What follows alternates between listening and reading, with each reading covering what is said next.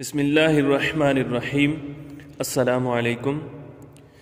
دجال ایک معین شخص ہوگا، کیونکہ احادیث میں واضح طور پر اس بات کو بیان کیا گیا ہے، لہذا کسی ملک، ادارے یا طاقت کو دجال سمجھنا درست نہیں، جیسا کہ خوارج اور دیگر باطل فرقوں کا خیال ہے۔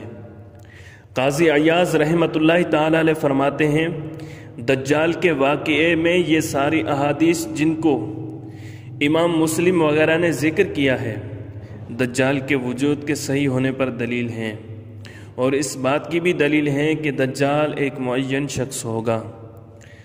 دجال کا فتنہ اتنا زیادہ اہم ہے کہ قرآن مجید میں بھی اس فتنے کا تذکرہ ہے۔ بخاری کی شرح فتح الباری میں علامہ ابن حجر عسقلانی رحمۃ اللہ تعالی علیہ فرماتے ہیں، دجال کا ذکر قرآن کریم کی اس آیت میں کیا گیا ہے، یوم یأتی بعد آیات ربک لا ینفع نفسا ایمانہا، جس دن آپ کے رب کی بعض نشانیاں آئیں گی تو کسی کو اس کا ایمان فائدہ نہ دے گا۔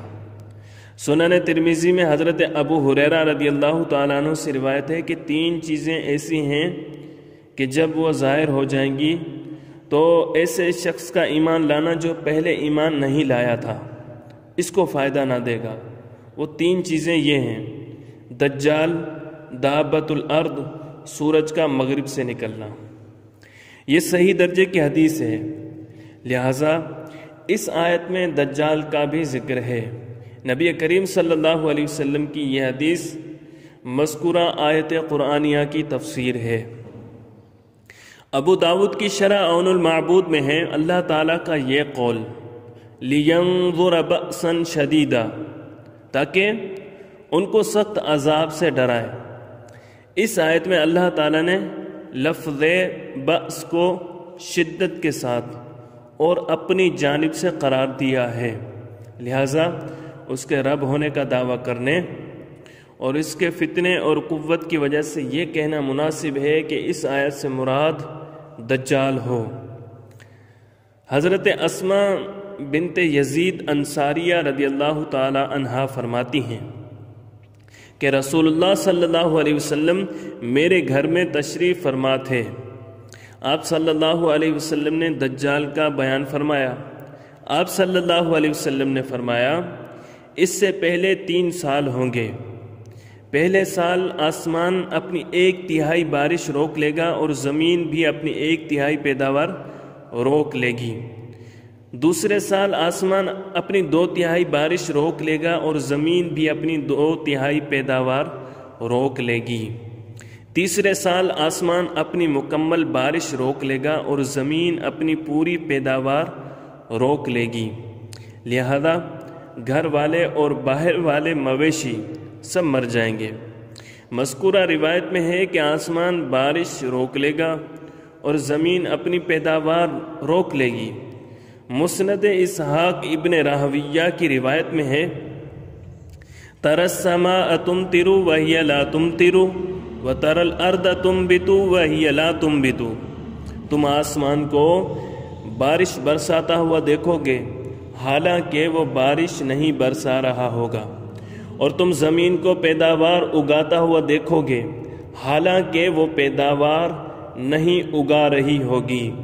اس کا مطلب یہ بھی ہو سکتا ہے کہ بارش بھی برسے اور زمین پیداوار بھی اگائے، لیکن اس کے باوجود لوگوں کو کوئی فائدہ نہ ہو اور لوگ قحط سالی کا شکار ہو جائیں۔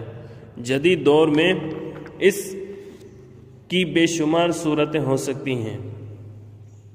عالم زراعت کو اپنے قبضے میں کرنے کے لیے جو پالیسیاں یہودی دماغوں نے بنائی ہیں، اس کے اثرات اب ہمارے ملک تک پہنچ چکے ہیں۔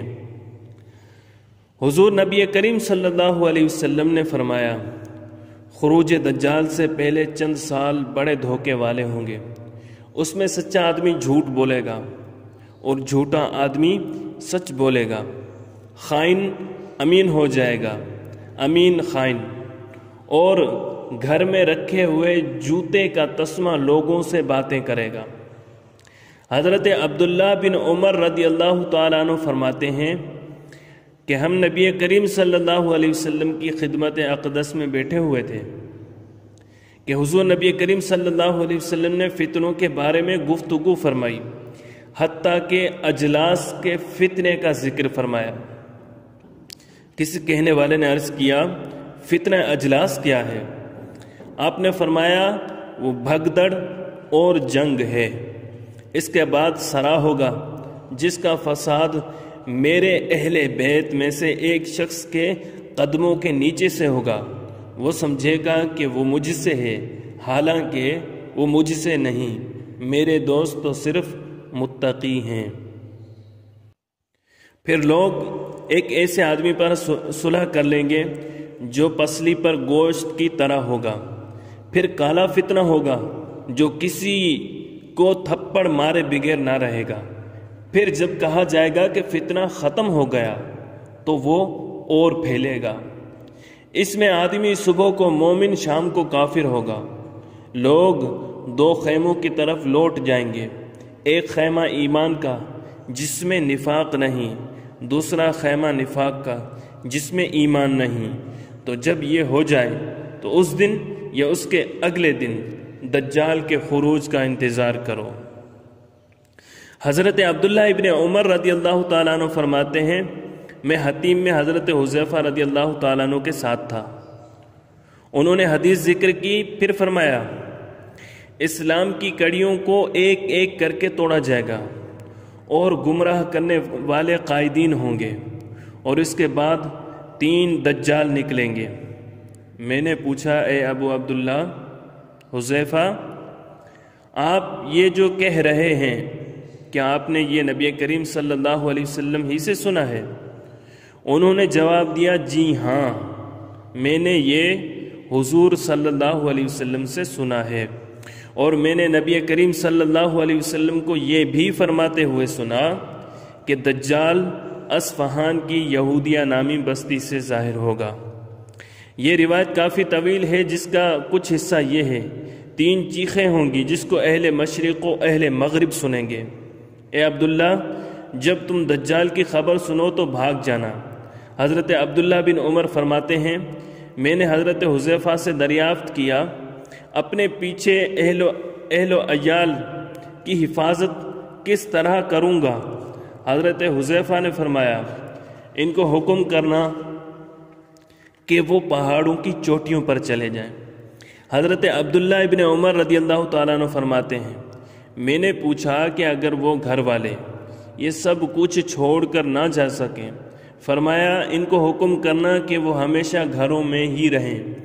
حضرت عبداللہ بن عمر فرماتے ہیں میں نے کہا اگر وہ یہ بھی نہ کر سکیں تو پھر؟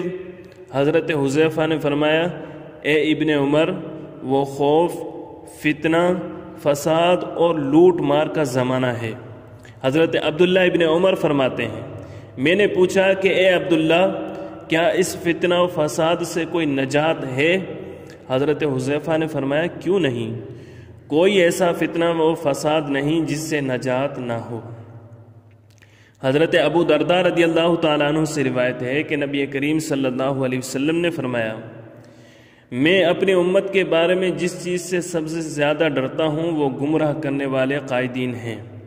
دجال کے وقت ان کی کثرت ہوگی اور یہ قائدین دجالی قوتوں کے دباؤ یا لالچ میں آ کر خود تو حق سے منہ موڑیں گے ہی، ساتھ ساتھ اپنے ماننے والوں کو بھی حق سے دور کرنے کا سبب بنیں گے۔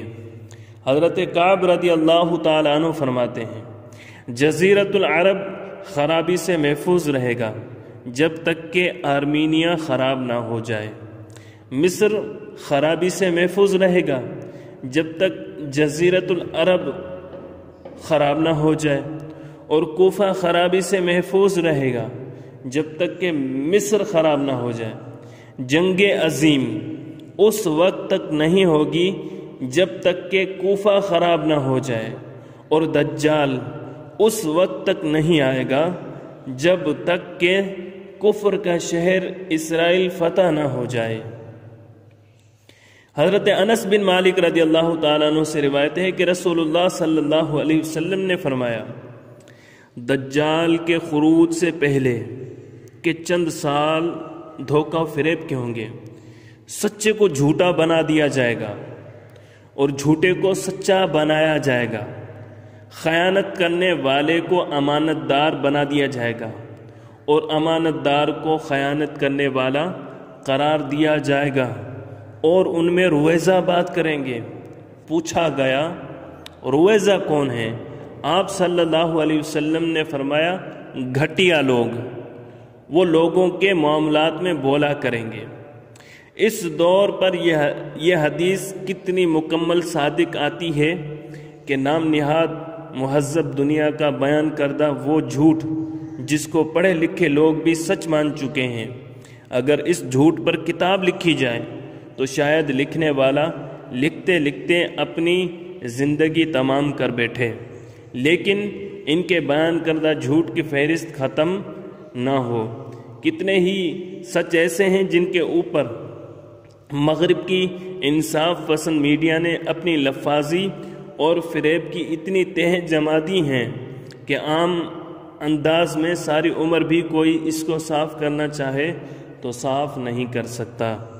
مذکورہ حدیث میں خداع کا لفظ ہے، اس کے معنی کم بارش کے بھی ہیں، چنانچہ شرح ابن ماجہ میں اس کی تشریح یوں کی ہے، ان سالوں میں بارشیں بہت ہوں گی لیکن پیداوار کم ہوگی، تو یہی ان سالوں میں دھوکہ ہے۔ حضرت عمیر ابن ہانی رضی اللہ تعالیٰ عنہ سے روایت ہے کہ رسول اللہ صلی اللہ علیہ وسلم نے فرمایا جب لوگ دو خیموں میں تقسیم ہو جائیں گے، ایک اہل ایمان کا خیمہ ہوگا جس میں بالکل نفاق نہیں ہوگا، دوسرا منافقین کا خیمہ جن میں بالکل ایمان نہیں ہوگا، تو جب وہ دونوں اکٹھے ہو جائیں، اہل ایمان ایک طرف اور منافقین ایک طرف، تو تم دجال کا انتظار کرو کہ آج آئے یا کل آئے۔ دوستو، اگر آپ کو یہ ہماری ویڈیو پسند آئی ہے تو لائک کیجئے، کمنٹ کیجئے، اور اگر آپ نے ہمارا چینل سبسکرائب نہیں کیا تو چینل سبسکرائب کر لیجئے تاکہ ہر آنے والی ویڈیو آپ تک بآسانی پہنچ سکے۔